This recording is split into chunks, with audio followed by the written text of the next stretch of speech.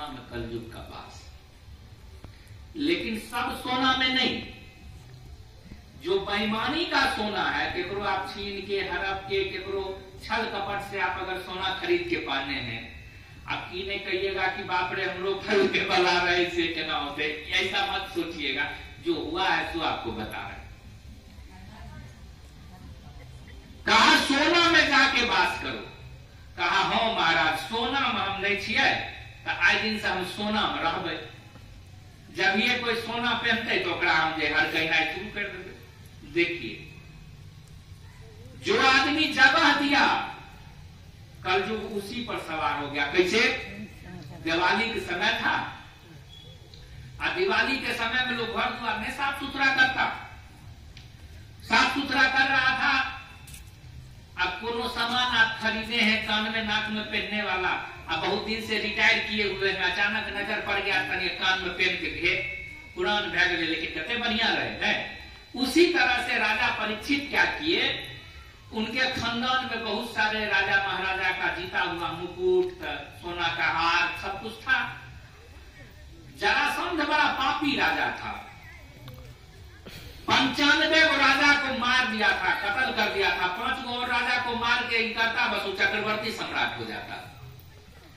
उसको भीम मारे थे और उसका मुकुट रखा हुआ था, तो वो तो पापी था, पापी का मुकुट था, पापी का सोना था, रख दिए। अब बढ़िया मुकुट जो देखे न, ये नहीं समझे कि कलयुग थे कि सतयुग थे, वो इसको नहीं मतलब। मुकुट उठा के पहन, और जो ही मुकुट उठा के पहने तो ही माथा पर कलयुग सवार हो गया, क्योंकि पहले से कलयुग उसमें समाया हुआ था। ये कथा आपको भागवत कथा में सुनाया जाएगा। भागवत कथा 7 दिन का होता है, 7 दिन का उसका कोर्स है। यहीं से कथा आरंभ होती है राजा परीक्षित से। हम तो सौंसे भागवत कथा भी आपको सुना सकते हैं, वो महादेव ज्ञान दिया है, लेकिन उतना लंबा चौड़ा नहीं सुनिए, मोटा मोटी सुन लीजिए कि राजा परीक्षित के माथा पर कलयुग सवार हो गया, और वही मुकुट पहन करके चले शिकार करने। तो जा रहे थे, समीक मुनि के आश्रम के तरफ गए। विनाश काले विपरीत बुद्धि, अगर कोई बहुत लड़ाई झगड़ा करता है या गनिये लेके इधर उधर फेरता करने का माथा पर नहीं चढ़ा नहीं करता है। कलयुग सवार हो गया। समीक मुनि जो आश्रम में बैठ के तपस्या कर रहे थे, माथा पर काल सवार है। महात्मा पानी पिलाओ। सब दिन जाकर के कॉल जोड़ता था, बैठता था, प्रणाम करता था, आज माथा पर काल नाच रहा। कहा पानी पिलाओ। वो महात्मा अपनायक मुन्ने भगवान के ध्यान किया, लेकिन कोनो चपरासी छथिन जो उठ के पानी पिले। राजा महाराजा गए थे गुरु के गोर पर गिरल की राजा महाराजा गुरु पे पानी पिलवे। 2-4 बेर कहा, जब नहीं सुना कहा कि ये ना नहीं मानते। वो मरल का सांप था, उस सांप उठा करके तलवार पर गर्दन में पहना दिया। देखिए कोई तुक है। जब ये माथा पर कलयुग सवार होगा, जो नहीं करने वाला काम है वो काम लोग करने लगता है। जाकर के गला में पहना दिया, आगे चल दिया। समीक मुनि के बेटा जो थे स्नान कर रहे थे नदी में, उनके साथ और भी साथी संगी लोग। एगो लड़का दौड़ते हुए गाग दूर हिया तो नहाए गई, वहां तोरा बाबू को गर्दन में मरल का सांप एगो राजा पदल को जल्दी जाए। बेचारे उस साधना में लीन है। जो साधना करता है, बाघ गुजर गेल कि सांप गुजर गेल ओकरा वैसे, आज नकली साधना करता है तो भर दिन में मचोड़िए तब अपनी पूजा करे छी, आगू में आबि के नहीं ना करे झूठा का पूजा। अब जो है समीक मुनि का बेटा हुए से हाथ में लिया जल, अगर सच का हम हो साधु, हमारा बाप का गला में जे सांप डलके हम 7 दिन के बाद वह सांप मरल का जियत भ जेते, और वह सांप ओकरा डसते ओकर मौत हो जेते। तखन ये श्राप दे दिया। तब जब आया, आने के बाद बाप के गर्दन से सांप हटा दिया, कहा कि एते भगवान मलिन छो, सांप मरल का सांप गर्दन में, कोई पता नहीं। कहा हम सब जानते हैं। आप जानते हैं हटाई क्यों नहीं? कहा कि आज ओकरा कपार पर कलजुग सवार है। जो आदमी सब दिन आके गोर छूता था, फूल से माला पहनाता था, हमको गोर लगता था, प्रणाम करता था, इतना इज्जत करता था, आज अपना बस में नहीं है वो। आज वो अपने बस में नहीं है। आज उसके कपार पर कलजुग सवार है, इसलिए ऐसा कर रहा है। तो कहा सो बात है। कहा कि पापा हम तो शराब दो दिलिए ओकरा। कहा रे बुढ़वा कथी शराब दो दिलिए रे? कहा तो शराब दो दिलिए जे वह, तब बाद में पता चला कि तक्षक नाग था। और कहा कि वही नाग 7वां दिन है, 7 दिन का कथा हो छे। 7 दिन उतना समय नहीं है, नहीं तो पूरा भागवत का खोल के पाठ पूर्जा समझा देते। 7 दिन का कथा क्यों होता है? आदमी के जीवन में 7 गो दिन होय छे, हमरो जीवन में, अमुक जीवन में। एतवार, सोमवार, मंगल, बुध, बृहस्पति, शुक्र, शनिचर, फिर 7 गो से 8वां 9वां दिन कोन होय छे? आदमी मरे छे तो यह 7 दिन के भीतर कहियो मरे छे, या मंगले के, या बुधे के, या बृहस्पति के, शुक्र के, शनिचर के, एतवारे। और यह 7 दिन में आदमी गुरु से ज्ञान ले छे। 7 दिन गुरु का ज्ञान लेने से आदमी को मोक्ष मिल जाता। कहा तो जुलुम कर दिया। गुरु जी उठ रखी, तब तक में उस शिकार उतार गए क्या? राजा परीक्षित घर पहुंच लखी। घर, अब जैसे घर जाने के बाद लोग कपड़ा उपड़ा बदलता है। अगर नया साल है, नया कपड़ा पहने हुए होंगे कि खोल के उतार दीजिएगा, फिर अपना पुराना वाला पहन के लोग घर का काम करते हैं। कोई लुंगी पहन लेता है, वो बेचारा माथा पर से मुकुट उतार कर रख, लेकिन तब उनका भक्त दबर ध्यान ले, बाप रे बाप, हम तो गुरु जी के गर्दन में जो है से मरल का सांप दे दिए। बाप रे, जुलुम कह दे। जब तक कपार पर कलजुग था तब तक की बात नहीं सोचा। अब कलजुग जब कपार पर मुकुट उतारा, तुरंत जो है मंत्री को कहा कि जल्दी रथ लाओ, जाने गुरु जी से माफी मांगने के लिए, बड़ा गलती हो गया। इतने में वो सिपाही आकर के कहा कि गुरुदेव ऐकिनन समीक मुनि, दरबार मार के गए, गोर पर गिर गए, कहे गुरुदेव पता नहीं हमरा कपार पर की हो गया है, हम वहां के गर्दन में। कहा रे गुरु बाबू सब ठीक है, हमें तो जाने रहिए तोरा मुड नहीं छो बढ़िया, लेकिन बड़ा जुलुम हो गया। कहा क्या हुआ गुरुदेव?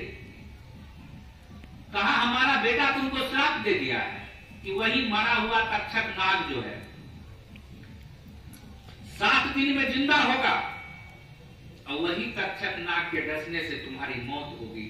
कहा गुरुदेव, जे आदमी गुरु का अपमान करने हुए पापी के 7 दिन तक बहुत भय गए, 7 मिनट जीने का अधिकार नहीं है, इसलिए हम अभी ये प्राण त्यागना चाहते हैं।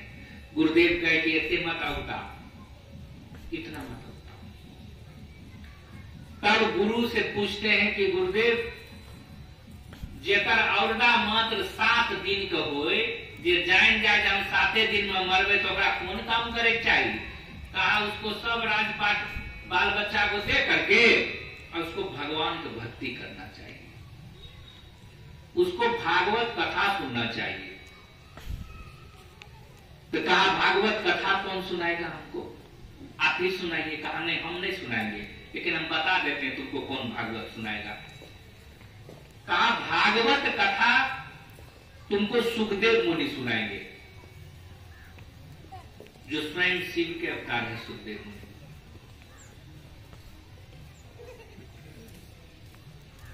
तब जाकर के 7 दिन कंटिन्यू कथा सुनने के बाद 7वां दिन वही नाग आया है, और नाग के स्वागत में दिया जलाया गया है, जना दिवाली में दिया जलाता है। दूध लावा रास्ता में रखा गया, खाते हुए आया है और डसा है, और उसी समय राजा परीक्षित की मौत हो गई है, और उसको वैकुंठ धाम की प्राप्ति हो गई।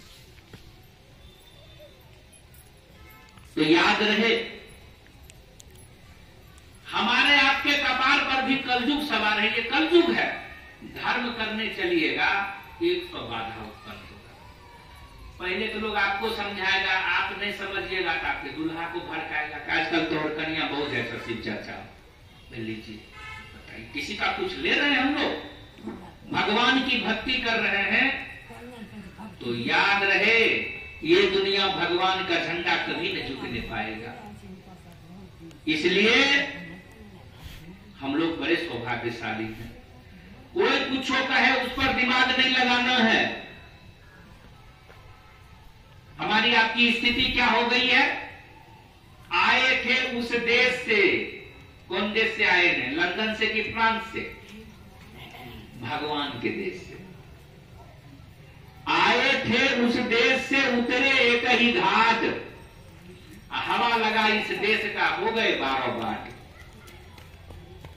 जब तक हम लोग भगवान के घर से आए हैं, यहां आकर के सोचते हैं कि अब हम मरबे से, हम सब दिन जुआने रहबे, हमरा सब दिन एहने चलती बनती रहते। नहीं, सदा रहे नहीं साहिबी, सदा है जल विस्तार। जो जो जो समय बीत रहा है तो हमारा आपका आयु कम होता जा रहा है। एक दिन वृद्ध हो जाएंगे, संसार को छोड़ के चले जाएंगे। लेकिन यूं का हवा जो लग गया है, आए थे उस देश से उतरे एक ही घाट, हवा लगा इस देश का हो गए 12 बाट। यहाँ का हवा लगने के बाद कोनो कर कुटुम्ब गाँव घर में आवे छे, आ 2-4 दिन रहे छे, आ हंसी मजाक करऽ लगल तो लोग नहीं कहे छे मजाक में तोरो लगे छे गाँव का हवा लेके लौट कुटुम्ब में। तो वही स्थिति हमारी आपकी है। यूं का हवा जो लग गया है धरती का, माय के गर्भ से जन्मे थे उस समय बेईमान थे। ये तो गांव समाज को देख के हम बेईमान हो गए।